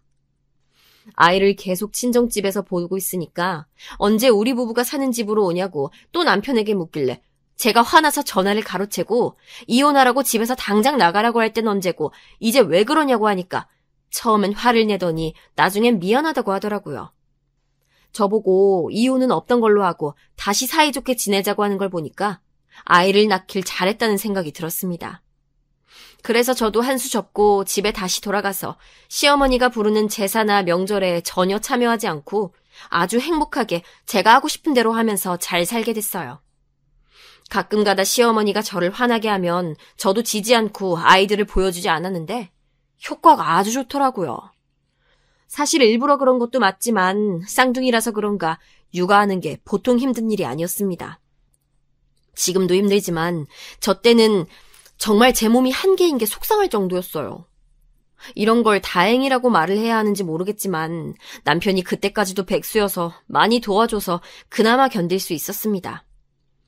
저도 사실 김장하러 갔을 때 시어머니에게 너무 막말했기 때문에 과연 이 사이가 다시 좋아질 수 있을까 걱정을 하기도 했었는데 아이를 낳고 나니까 그런 걱정이 싹 사라져서 신기한 마음이 들었어요.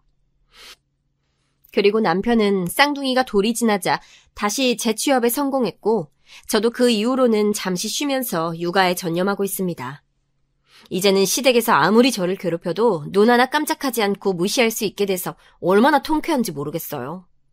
시어머니가 남아선호 사상이 심해서 본인 아들을 너무 사랑해서 저를 미워했던 건데 그 남아선호 사상이 손주들에게까지 가니까 수틀리면 아이를 보여주지 않는 방법으로 복수를 통쾌하게 하고 있습니다. 또 제가 간호사로 신생아실에 있었던 적이 있어서 다행히 어렵지 않게 아이들을 키울 수 있어서 제 직업이 다시 한번 좋아지게 됐고요. 남편도 다시 일하고 저도 아이들을 키우면서 얼마나 행복한지 모르겠어요. 사연을 보내려고 그동안 있었던 일을 쭉 적는데 그걸 어떻게 견뎠는지 새삼 대단하다 생각도 들고 한편으론 더 그러지 않아도 되니까 후련하기도 하네요. 저도 없이 결혼하면서 아이까지 생기지 않아서 눈치가 보여서 그렇게 행동했었는데 지금 와서 생각해보면 굳이 저렇게까지 하지 않아도 될 일이었는데 말이에요. 제가 너무 굽히면서 들어가서 시어머니가 더 그렇게 기고만장했던 것 같기도 하고요. 그래도 그렇게 속 시원하게 지르니까 마음에 있던 응어리들이 사라지는 기분이 들더라고요. 어떻게 보면 시어머니 덕분에 마음 편하게 친정에서 쉬면서 출산할 수 있었기 때문에 이건 고마워해야 하는지도 모르겠습니다.